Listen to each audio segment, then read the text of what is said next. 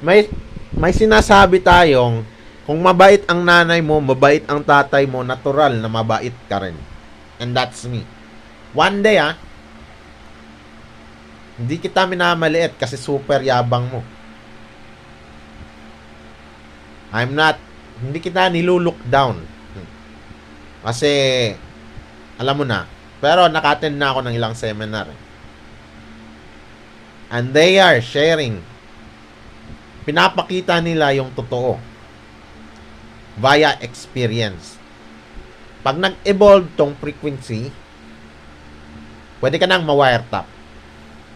One day, 10 years from now, 20 years from now, lalabas yung kulay ng dugo mo, par.